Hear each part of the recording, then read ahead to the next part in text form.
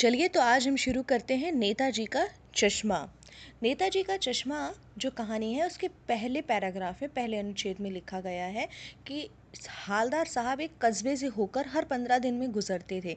तो इसमें सबसे पहले कस्बा कैसा था ये जानना आप लोगों के लिए बहुत ज़रूरी है। तो कस्बे जो है वो उसके बारे में जो डिस्क्रिप्शन दिया है वो आप अच्छे से समझ लीजिए, चाहे तो आप ड्रॉ करके भी इसे याद रख सकते हैं। कस्बा जो था वो बहुत बड़ा नहीं था, वहाँ पक्के मकान बहुत ही कम थे। कस्बे में एक लड़कों का स्कूल था और एक लड़कियों का स्कूल था। एक सीमेंट का छोटा सा कारखाना यानी कि सीमेंट की एक फैक्ट्री थी छोटी सी, वो थी। और एक ओपन एयर सिनेमा घर मतलब थिएटर था। और एक ठो नगर पालिका, एक ठो मीन्स एक नगर पालिका थी। ठीक है, इतना आपको डिस्क्रिप्शन जो है वो कस्बे के बारे में दिया गया है, वो आपको याद रखना है। नगर पालिका में जो लोग थे वो कुछ ना कुछ काम करते रहते थे। कभी कोई सड़क जो थी वो पक्की करवा देते थे, कभी जो है वो कबूतरों की छतरी बनवा दिया करते थे, कभी वो वॉशरूम्स बनवा दिया करते थे, कभी कभी सम्मेलन करवा दिया करते थे। ये इनका काम होता था नगर पालिका का। तो उसी नगर पालिका के किसी उत्साही अधिकारी ने, यानी कि बहुत ही एक वहाँ का जो ऑफिसर था उससे बहुत उत्साही होकर उसने कहा कि नहीं, हम शहर के मुख्य बाजार के मुख्य चौराहे पर नेताजी सुभाष चंद्र बोस की एक संगमरमर की यानी मार्बल की हम प्रतिमा यानी स्टैचू लगवाएंगे। ये कहानी उसी प्रतिमा के बारे में है, बल्कि उसके भी एक छोटे से हिस्से के बारे में है। यानी कि आपको ये याद रखना है, ये टोटल जो पूरी आप कहानी पढ़ने वाले हैं वो कहानी है एक कस्बे के एक मुख्य चौराहे में लगी हुई सुभाष चंद्र बोस जी की मूर्ति की छोटी सी बात पे लेके टोटल पूरी कहानी बेस्ड है। ठीक है, तो पूरी तरह से हम आपको ये जो कहानी है वो एक्सप्लेन करने की जगह में जहाँ जहाँ आपको लग रहा है कि इम्पॉर्टेंट है, जो आपको जानना चाहिए, मैं फटाफट आपको समझा देती हूँ। यहाँ बात ये हुई थी कि जो नगर पालिका थी उन्होंने कहा कि भाई हमें यहाँ पर एक मूर्ति लगानी है। और मूर्ति लगानी है किसकी? सुभाष चंद्र बोस जी की। मूर्ति लगेगी किसकी? संगमरमर की। अब लेकिन वहाँ नगर पालिका के लोगों को देखिए क्या नहीं पता था, अच्छी मूर्तिकार के बारे में जानकारी नहीं थी। नंबर 1 आप यहाँ पर नोट डाउन कर लीजिए अपने नोटबुक में कि यहाँ पर अच्छे मूर्तिकारों की उनके पास जानकारी नहीं थी। और दूसरी बात थी कि उन्हें जो था उनका जो बजट था वो बहुत कम था। ये 2 कारण थे कि इस वजह से उन्होंने मूर्ति बनाने के लिए किसको चुना? मूर्ति बनाने के लिए उन्होंने वहाँ का जो इकलौता हाई स्कूल था, इकलौता मतलब one and only high school जो था, उसके एक ड्राइंग टीचर थे, ड्राइंग मास्टर थे, उनका नाम था मोतीलाल जी। ठीक है, उनको ये काम सौंप दिया गया। यानी कि यहाँ एक क्वेश्चन ये बनता है कि मूर्ति को बनाने के लिए मूर्तिकार मोतीलाल को क्यों चुना गया? मूर्ति बनाने के लिए जो ड्राइंग मास्टर हैं, चित्रकार हैं, उनको क्यों चुना गया? तो इसका आंसर होगा कि पहला तो ये कि वहाँ के जो नगर पालिका के जो लोग थे उन्हें मूर्तिकारों की कोई जानकारी नहीं थी और उनके पास बजट भी काफ़ी, ड्राइंग मास्टर को ये काम सौंपा। और उन्होंने ये कहा कि ठीक है, मैं 1 महीने के अंदर मूर्ति बनाकर आपको दे दूंगा। जैसा कि कहा गया आपको कि संगमरमर की यानी कि मार्बल की मूर्ति थी, टोपी की नोक से कोट के दूसरे बटन तक। ये डिस्क्रिप्शन आप बाय हार्ट कर लीजिए, ये हमेशा क्वेश्चन आता है कि मूर्ति कैसी थी।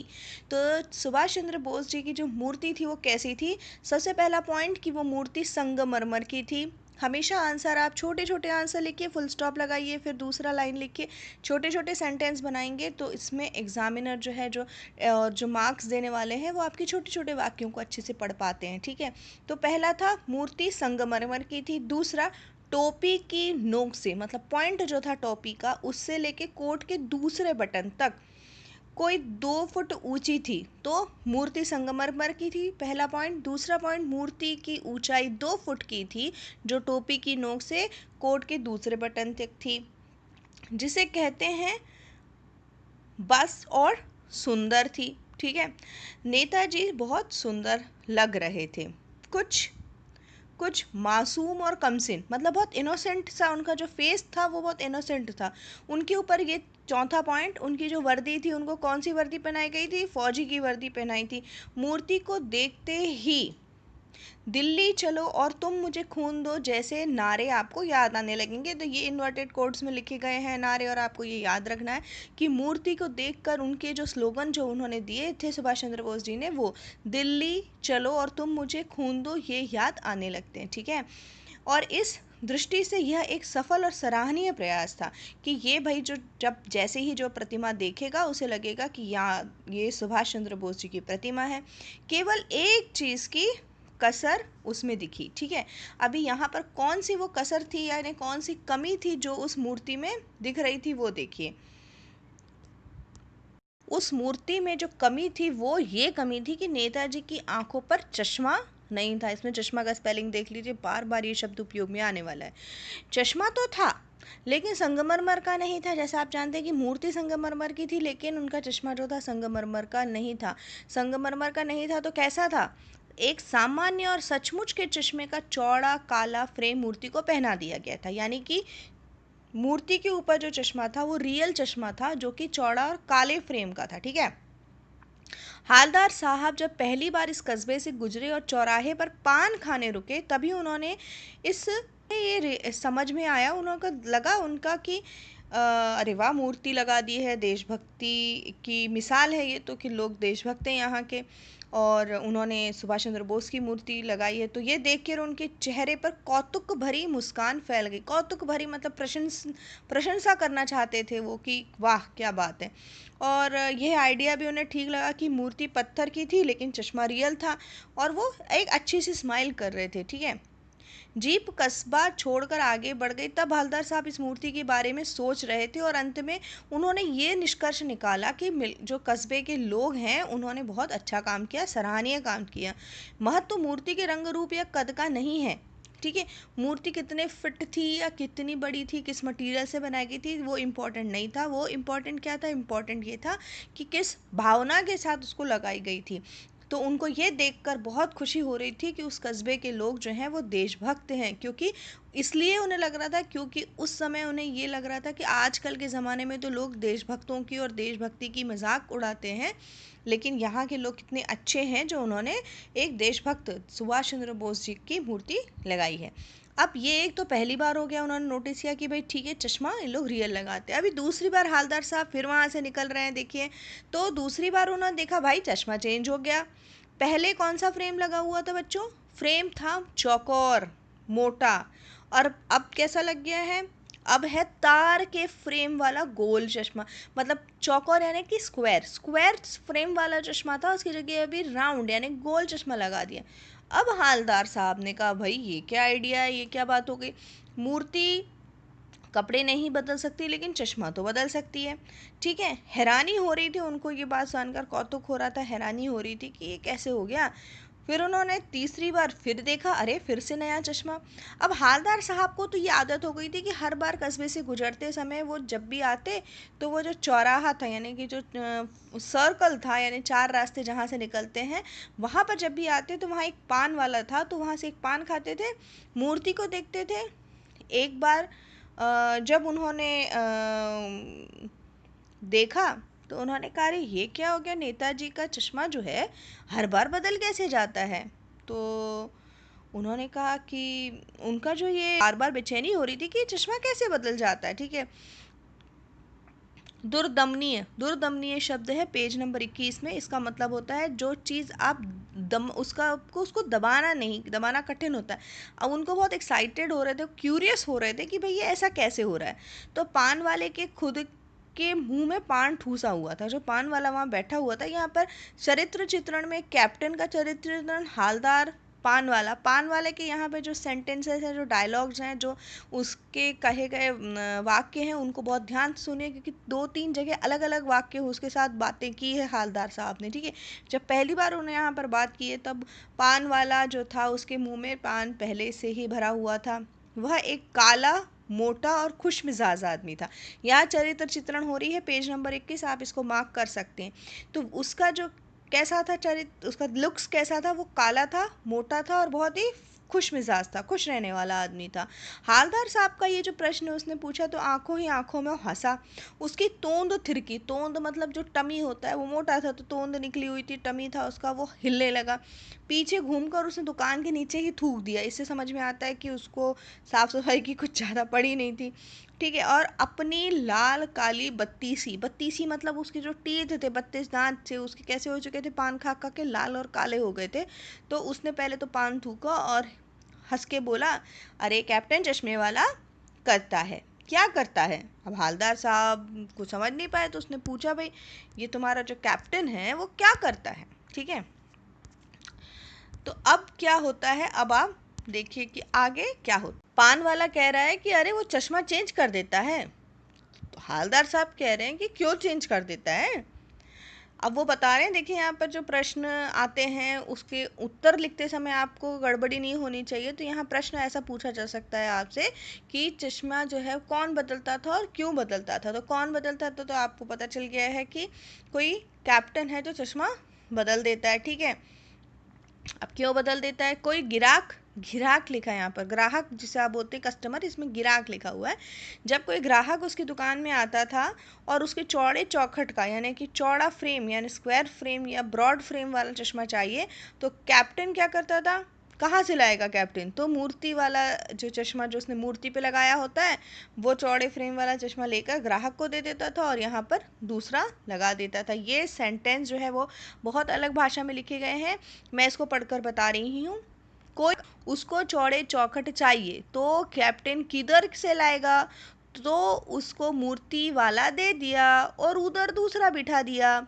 ये इस तरह से उसने बोला है। ठीक है, अब हालदार साहब को बात समझ में आने लगी कि भाई कोई एक चश्मे वाला है, उसका नाम है कैप्टन, और नेताजी की जो मूर्ति है उस पर चश्मा ना लगे इसलिए उसको अच्छा नहीं लगता, इसलिए वो क्या करता है कि नेताजी के मूर्ति पर एक चश्मा लगा देता है ना।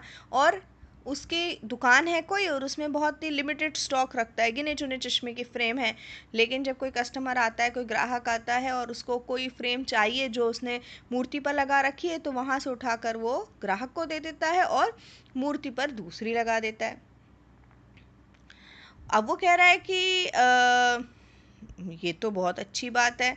उसने कहा लेकिन भाई एक बात समझ में नहीं है कि नेताजी का ओरिजिनल चश्मा कहाँ गया।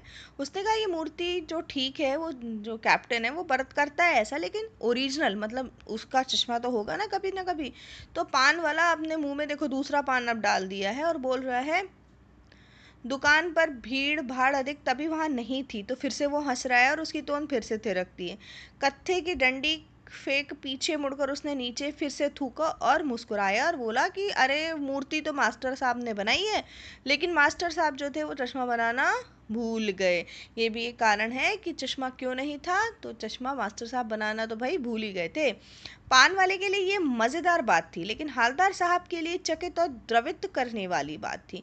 हालदार साहब को ये बिल्कुल अच्छा नहीं लग रहा था कि कोई कैसे ऐसे मजाक में बता रहा है ये। मूर्ति के नीचे लिखा था मूर्तिकार मास्टर मोतीलाल, जो कौन था, कस्बे का एक अध्यापक था। बेचारे ने महीने भर में मूर्ति बनाकर दे दी, बना तो ली होगी। अब ये सब चीज़ें खुद वो सोच रहे हैं कि उसने मूर्ति ने, चित्रकार ने एक मूर्ति बनाई और मूर्ति तो उसने बना दी, लेकिन क्या हुआ, पत्थर में पारदर्शी चश्मा वो कैसे बनाता, है ना, ये तय नहीं कर पाया होगा, या कोशिश की होगी तो सफल नहीं हो पाया होगा। कुछ और बारीकी के चक्कर में हो सकता है चश्मा टूट गया हो, पत्थर का चश्मा अलग से बनाकर फिट किया होगा और वो निकल गया होगा। ये सारी चीज़ें जो हैं वो हालदार साहब खुद ही सोच रहे हैं कि भाई हो सकता है ऐसा ऐसा हुआ हो कि भाई वो बनाया हो तो वो टूट गया हो, या बनाया बने नहीं हुआ, बना ही ना हो और बनाया भी हो और वो निकल गया हो। तो इस तरह की चीज़ें जो हैं वो हालदार साहब खुद ही मन में सोच रहे हैं। उन्होंने कहा कि हालदार साहब को ये सब बड़ा विचित्र लगा और कौतुक भरा लगा। उन्हें यही ख्याल आए और उन्होंने पैसे दे दिए पान वाले को, और चश्मे वाले की देशभक्ति के सामने नतमस्तक हो गए।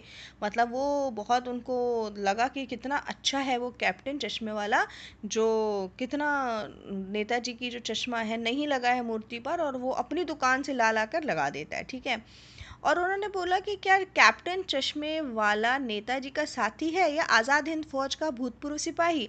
यहाँ पर हवलदार साहब पूछना चाह रहे हैं कि ऐसा कोई तभी करता है जब वो खुद एक देशभक्त हो। तो वो पूछ रहे हैं कि ये जो कैप्टन बोल रहे हो आप चश्मे वाला, वो नेताजी का साथी था क्या या कोई सिपाही था।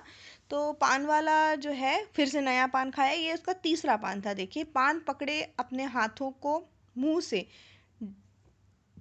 1.5 इंच पर रोक कर उसने हालदार साहब को ध्यान से देखा और फिर अपनी लाल काली बत्ती सी दिखाई, मुस्कुराकर बोला, नहीं साहब, वो लड़का क्या जाएगा फौज में, पागल है पागल। वो देखो वो आ रहा है, आप उसी से बात कर लो, फोटो वोटो छपवा दो उसका कहीं।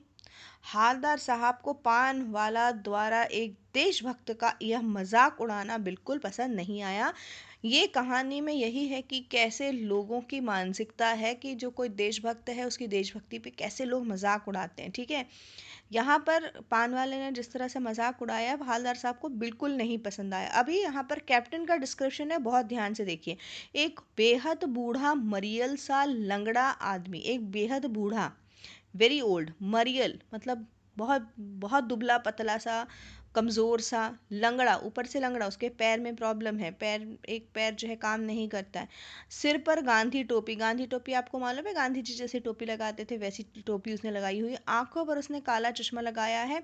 एक हाथ में एक छोटी सी संदूचकी यानी कि एक bag, suitcase kind of, briefcase kind of संदूचकी है, और दूसरे हाथ में एक बांस पर टंगे हुए बहुत से चश्मे लिए, और अभी अभी एक गली से निकला था और अब एक बंद दुकान के सहारे अपना बांस टिका रहा था।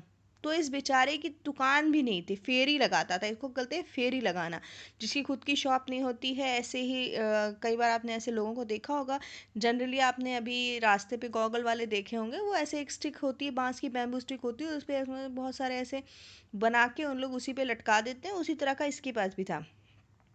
तो वो बोल रहे हैं, अरे वाह, ऐसा देखकर उनको बहुत आश्चर्य हुआ कि अरे इसके पास तो खुद की दुकान भी नहीं है, ये फेरी लगाता है और कितना कमज़ोर है। हालदार साहब बहुत चक्कर में पड़ गए। पूछना वो चाहते थे कि इसे कैप्टन क्यों कहते हैं, क्या ये इसका सही नाम है, लेकिन पान वाले ने साफ बता दिया कि अब इस बारे में उसे कुछ नहीं मालूम और बात करने का को वो तैयार भी नहीं था। ड्राइवर था, इसलिए हालदार साहब जीप में बैठे और चल दिए।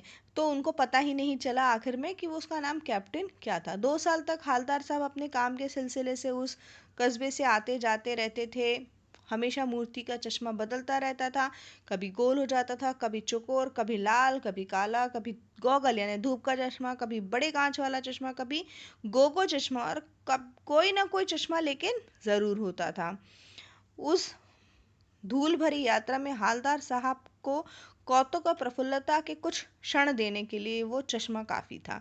मतलब जब भी उनको क्यों लगता था ऐसा, क्योंकि उन्हें तब इतना अच्छा लगता था कि कितना देशभक्त है वो आदमी, वो चश्मा लगाना नहीं भूलता है। ठीक है, एक बार ऐसा हुआ कि मूर्ति के चेहरे पर चश्मा नहीं था, किसी भी फ्रेम का कैसा भी चश्मा नहीं था, और पान की जो दुकान थी वो भी बंद थी। चौराहे की अधिकांश दुकानें बंद थी। उन्होंने देखा कि सारी दुकानें बंद हैं, पान वाले की दुकान भी बंद है, और जो मूर्ति थी सुभाष चंद्र जी की उस पर चश्मा नहीं था। हालदार साहब ने एक पान खाया और धीरे से पान वाले से पूछा, अरे भाई क्या बात है, आज तुम्हारे नेताजी की आंखों पर चश्मा नहीं। पान वाला उदास हो गया, उसने पीछे मुड़कर मुंह का पान नीचे थूका और सिर झुकाकर अपनी धोती के सिरे से आंखें पोंछता हुआ बोला, साहब कैप्टन मर गया। यहाँ पर देखो, पहली बार जब पान वाले से बात हुई थी तब उसका और अभी का देखो कितना अलग है। पान वाला यहाँ पर कैप्टन की मौत के कारण दुखी है, उदास है। ठीक है, उदास है और उसकी आंखों में आंसू भी हैं क्योंकि वो अपनी धोती से आंखें, जो धोती के सिरे से यानी कॉर्नर का जो पार्ट होता है धोती का, वहां से अपने आंसू पोंछ रहा है, आंखें पोंछ रहा है और बोल रहा है कि कैप्टन मर गया। और कुछ नहीं पूछ पाए हालदार साहब, कुछ पल चुपचाप खड़े रहे, फिर पान के पैसे दिए और जीप में बैठ के वापस चले गए। बार बार सोचते रहे कि उस कौम का जो अपने देश की खातिर घर गृहस्थी, ये पैराग्राफ बहुत इंपॉर्टेंट है, इसको मार्क कर लीजिए, कई बार आता है।